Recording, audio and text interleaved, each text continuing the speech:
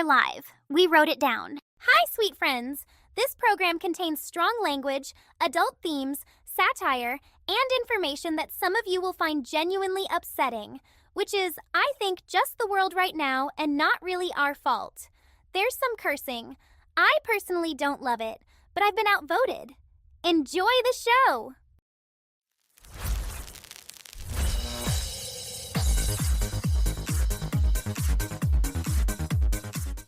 And I told her if she puts another sticky note on the fridge, I'm leaving the apartment. Oh.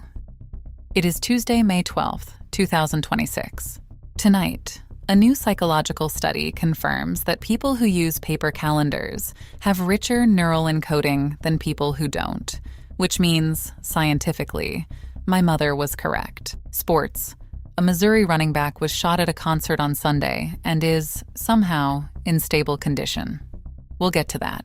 And a Vermont hardware store has hosted what employees are calling the most aggressive surprise party of a coworker's life. I'm Sloan. And I'm Kiki. Good morning, my sweet little brains. That is not a greeting. A new round of studies out this week, published across 3 peer-reviewed journals, has confirmed something that paper calendar users have been smugly aware of for years. Handwriting on paper engages broader regions of the brain than typing on a screen. MRI scans taken within 60 minutes of the activity show measurable differences in encoding depth, memory retention, connection forming, the works. That's so beautiful, Sloan. It's a brain scan, Kiki. I'm allowed to find it beautiful. The lead researcher, a Dr. Audrey Vanderberg out of Utrecht, was quoted as saying, and I'm reading this carefully because the syntax is doing something. Quote, people who still use paper are not stubborn or old-fashioned. Their brains are simply processing information in a richer, more permanent way. She used the word permanent about brains. I think she means it lovingly. The study tracked 412 participants over 6 months. Half used paper, half used digital.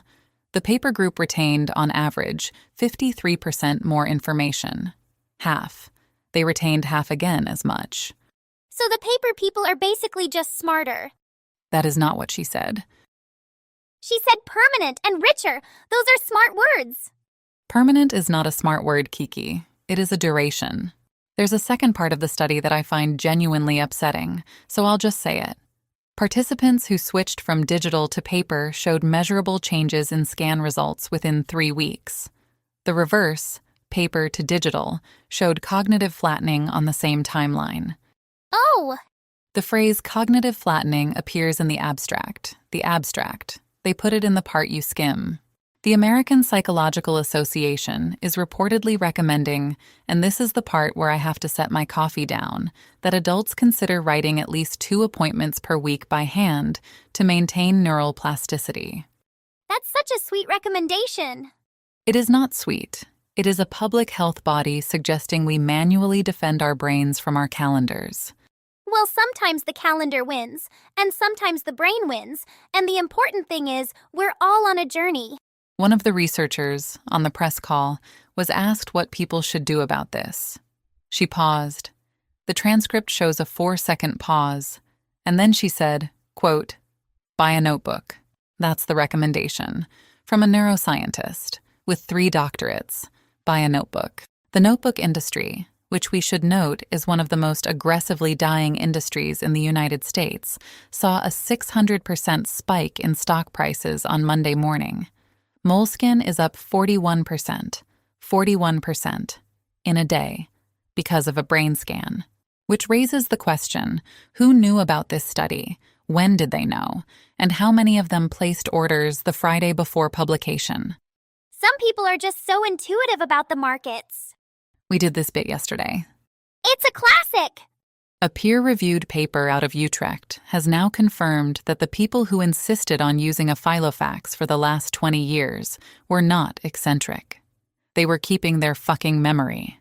And the rest of us have, voluntarily, been losing ours. I have a leather planner. I have had it for 9 years. It has my mother's birthday in it. I do not know my mother's birthday. That's so cute. That is not cute. We'll have more on this study as the notebook market continues to react. And in a related story, Aubrey Joe, you have a paper calendar, right? Tiki, I have a fucking dry erase board and 3 post-it notes stuck to my monitor. What the hell do you mean a paper calendar? That's still paper. Holy shit, am I smart? Are we doing this? Is this happening?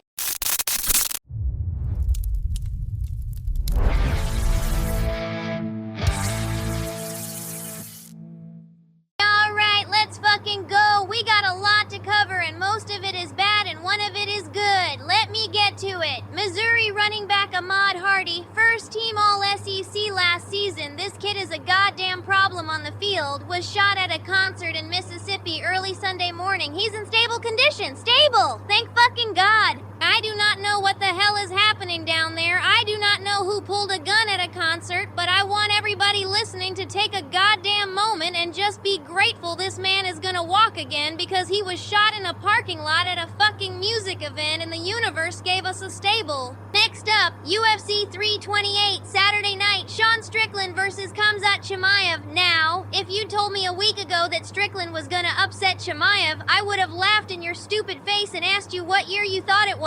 But the man fucking did it. 5 rounds. Chimaev came out hot. Strickland weathered it like a goddamn shed in a hurricane and started picking him apart with the jab in round 3. The jab. Boxing 101 in a UFC main event against the most feared grappler on the card. I will never recover from this fight. And I'm just saying, Chimaev's people are not happy. There's video on Twitter, I refuse to call it the other thing, I'm not doing it, of his coach allegedly throwing a folding chair at the wall backstage. Allegedly. I didn't see the chair, I saw the wall. Hold the fuck on. Okay, Reddit's got a thread saying the chair was a stool. A stool, not a chair, which I respect as a clarification, but I also want to know who is at home right now correcting chair to stool on a Tuesday morning. Get some hobbies. I'm one to talk. Anyway, Premier League soccer, West Ham on Sunday, there was a corner kick where the VAR could have called five separate fouls in one play and they called none of them. 0. The play stood. West Ham scored. The internet exploded. I watched it 9 times. I counted 6 fouls. The internet was undercounting. There were 6. On more real one, NASCAR Cup at Watkins Glen on Sunday, Shane Van Gisbergen, the Kiwi, won his 7th career race, beat McDowell and Gibbs. The kid wins road courses like he's renting them and never returning the keys. Phenomenal driver, weird first name to yell out loud, I love him. Bills signed Mike Dana to a 1-year deal, defensive end, solid veteran ad. They're gonna need him. Buffalo always needs him. Hell, Buffalo needs all of us. The Bills are a coping mechanism for an entire city, and I will defend that statement to my fucking grave. All right, now for the main event. Yesterday, in the alley behind the Greene County Volunteer Fire Department, the 4th annual Cinderblock Hop took place in front of a crowd of approximately 23 people, 1 off-duty paramedic, and a goat named Petunia. For those of you who don't know, and you don't because I just made it up, no I didn't, this is real. The cinder block hop is exactly what it sounds like. You take a cinder block, you hop over it, then you hop back. The person who hops the most times in 60 seconds wins. It is the dumbest fucking sport on earth, and I have never loved anything more in my entire life. Margaret took first. Margaret has now placed first in 2 consecutive events that I have covered on this show. Margaret is 63 years old and she hopped a cinder block 38 times in 60 seconds. 38. I cannot do 38 jumping jacks. Margaret is on something. I'm not saying what, I am saying it. Derek finished second. Derek and Margaret were, of course, on opposing brackets. They did not look at each other for the entire event. Derek hopped 36 times. He was 2 hops away. 2. He has been 2 hops away from Margaret for what I am now beginning to suspect is his entire goddamn life. I tried to interview Derek. He said, and I'm quoting directly, she changed the count. I said the count was on a digital clicker, Derek. He said, the clicker changes too. That's all I got. He walked away into the woods, literally the woods. There's a tree line behind the firehouse, and he walked into it. Petunia the goat ate someone's hat during the second heat. Nobody got hurt. The hat is gone. The owner of the hat declined to press charges because Petunia is a goat. That's just how the world works. One more thing. Travis used to write his pics in a little black notebook, carried it everywhere, wrote everything in pen. He'd say, if you write it in pencil, you're already lying to yourself. That was his whole philosophy. I think about that a lot. I have no fucking idea where the notebook went. Anyway, sports. A goat named Petunia. I love her. You don't know her. I know her enough. Petunia has eaten 3 hats in 3 months. 3! This is a serial offender. The fire department is, quote, monitoring the situation. Speaking of things being monitored, there's another story I want to get to. A school district in Arizona has, this week, decided to ban personal smartphones in classrooms entirely, which is going about as well as you'd imagine. Oh, I have feelings about this one, Sloan. This is such a hopeful story, Sloan. The Mesa Public School District in Arizona has, as of Monday, banned all personal smartphones in classrooms, in hallways, at lunch, and on the bus. From bell to bell, phones go in a pouch. The pouch is locked. The pouch is opened at the end of the day. A pouch? A magnetic pouch. It's very secure. How is it going? The students are adjusting. Kiki. They're growing! 104 students have been suspended in the first week. The district has 38,000 students. The math is bad, but not catastrophic. The catastrophic part is what the suspensions are for. Adjustment difficulties. We're getting word now that the Arizona State Legislature has scheduled a Thursday hearing to review the district's policy. 2 legislators have already filed motions to expand it statewide. Oh. Let's get to the suspensions. 41 of them were for what the district is calling magnetic tampering. Students figured out within 48 hours that the magnetic pouch can be opened with a stronger magnet. They brought stronger magnets. Children. With contraband magnets. That's so resourceful. It is not resourceful. It is a federal violation of a fucking school policy, Kiki. I think they're future engineers. 22 more were suspended for what the district is calling, quote, improvised analog communication networks, which is to say, they wrote notes on paper, like in 1973. Sloan. Yes. Sloan, the children are using paper, like the study said. I am not going to tie segment 1 into segment 2 with a fucking ribbon on it, Kiki. But you could. The remaining 41 suspensions are for, and I'm reading this directly from the district's incident report, quote, attempting to organize a coordinated mass refusal. The students tried to unionize. Oh. They wrote a petition. They circulated it during third period. It had 840 signatures by lunch. They are children, with organizing skills, without their phones. I think this is what they call a generation finding itself. They found themselves a labor lawyer. A parent in the district is a labor lawyer. She is now representing the children. Pro bono. She told the local paper, quote, I have never been prouder. That's such a sweet family moment. One of the teachers, who agreed to be quoted anonymously, said that test scores in the first week are up. Up, Kiki. 11% across the board. The children are doing better in school without their phones. The teacher described it as, quote, the most depressing positive outcome I have ever witnessed.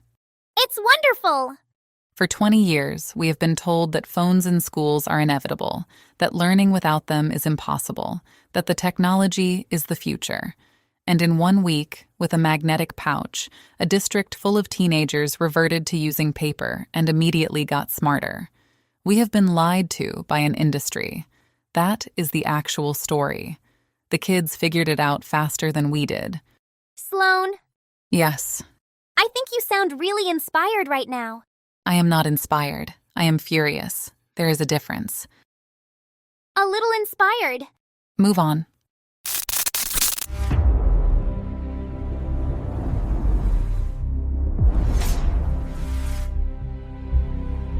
Hey. Okay. So today is genuinely a weird one, and I want to talk about it.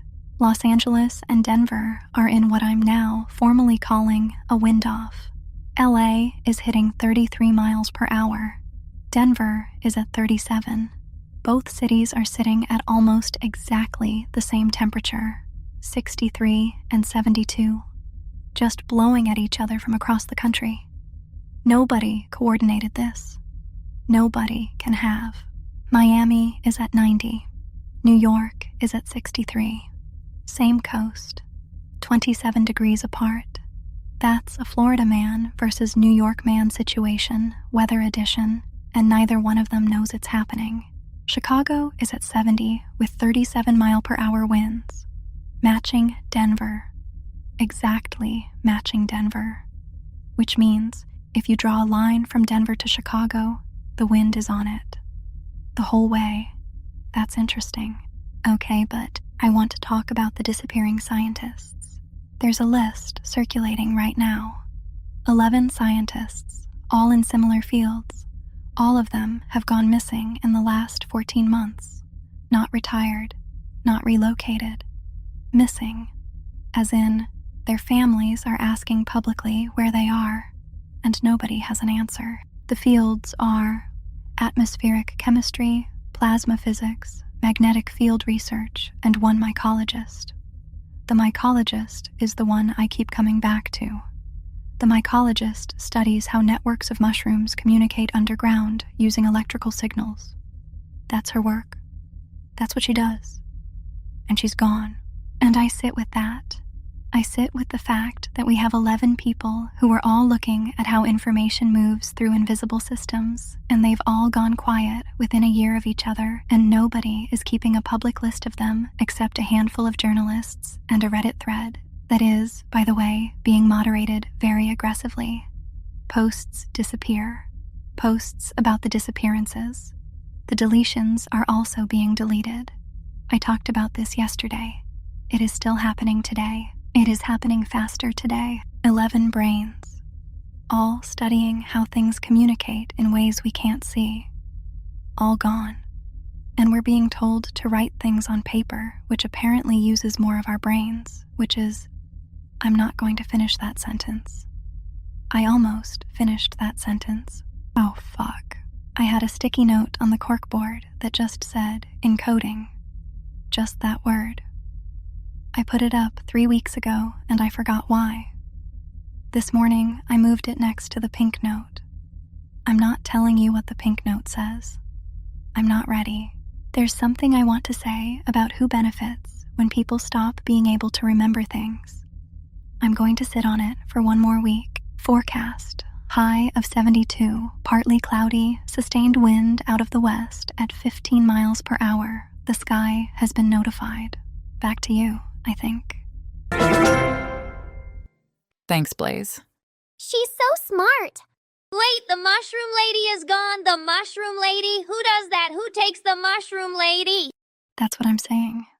We're not doing this on air. Speaking of things that are quietly disappearing, Kiki found a story I'm told is, quote, very sweet. I have not vetted that claim. It is, Sloan. It really, really is. Okay, so, in Brattleboro, Vermont, a hardware store called Holcomb & Sons threw a surprise retirement party yesterday for one of their employees, Greg, who has worked at the store for 41 years. That sounds nice. It was so sweet, Sloan. They closed the store for the afternoon. They hung up streamers. They got a sheet cake. And Well, they didn't tell Greg. that's the point of a surprise party, Kiki. No. I mean, they didn't tell Greg he was retiring. He found out at the party. What? It was a surprise. That's what made it a surprise party. Kiki, walk me through this. So, Holcomb & Sons was bought last month by, and I want to flag this as unrelated, even though it sounds like a callback, a regional consolidator called Northbridge Holdings. They've been streamlining operations across the chain. Streamlining? Right. And Greg was one of their streamlines, but they wanted him to feel celebrated. So they threw him a party with a banner. The banner said, "Happy Retirement, Greg," in really big letters. He walked into his own retirement party and found out he was retired. He cried a little, but in a sweet way. Kiki, this is a hostage situation with a sheet cake. His coworkers love him so much, Sloan. They wanted to make it special. They wanted to fire him with frosting. That's a really negative reading.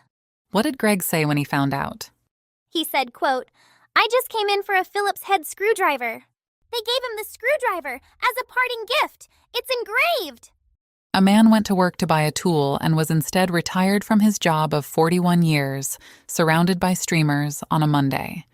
And then they gave him the tool, engraved, with his name on it, like a fucking award.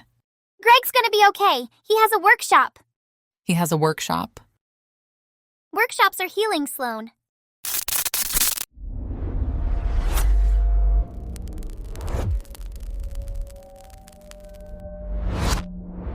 Hey. Okay.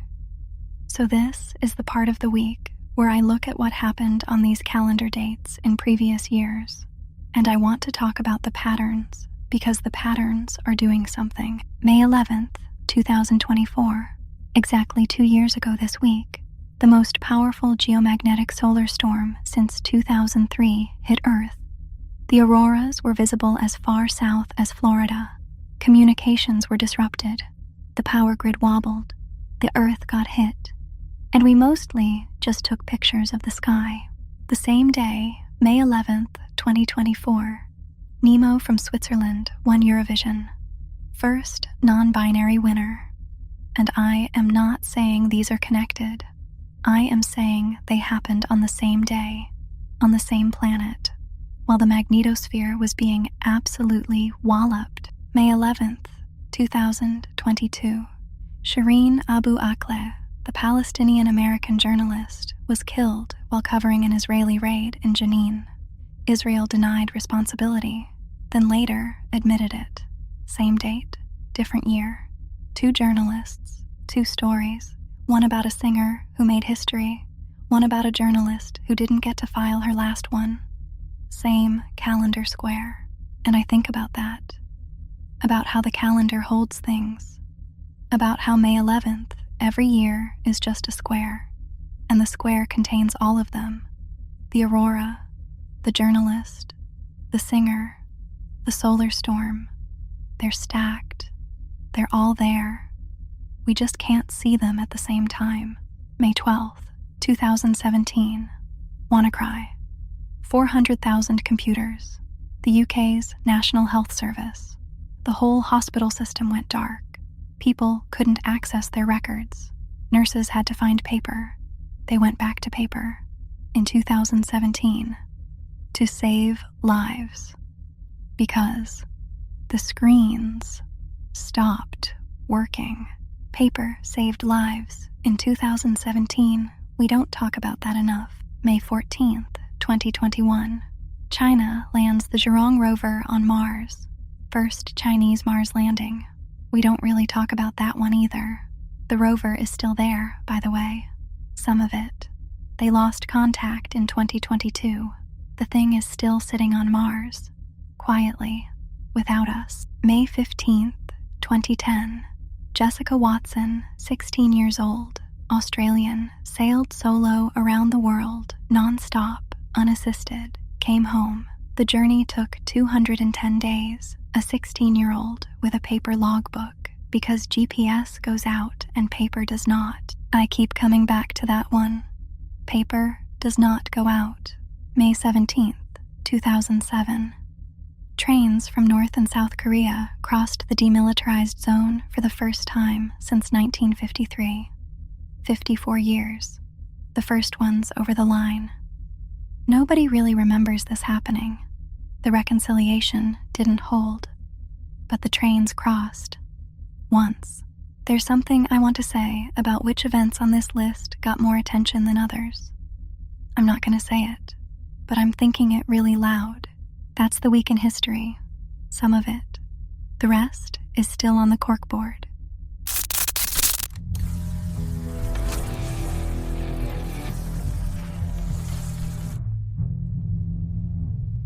Okay, welcome to the viewer mailbag, my favorite new part of the show.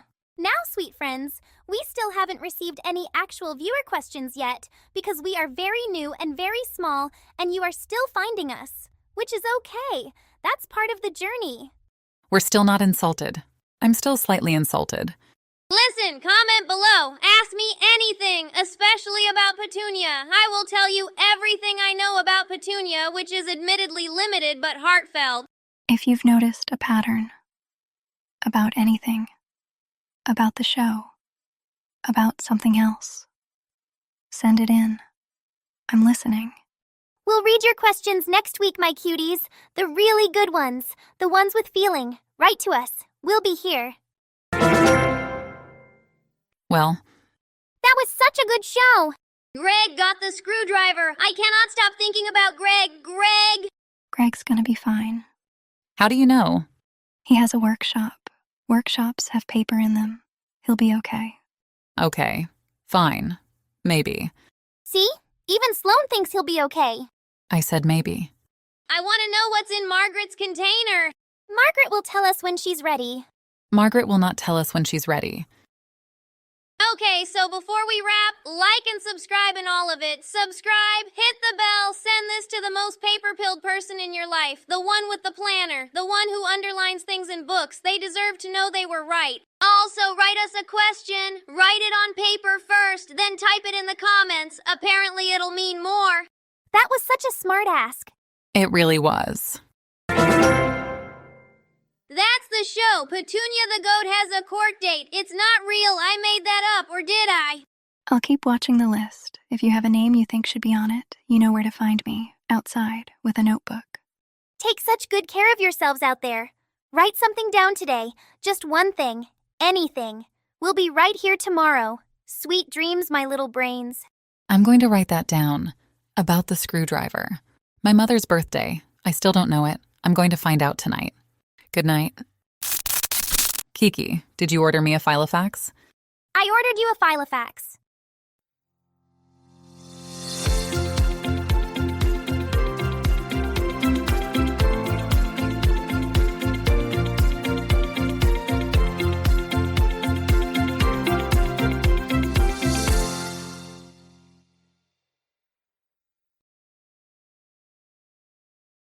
Okay, but what is a quorum, though?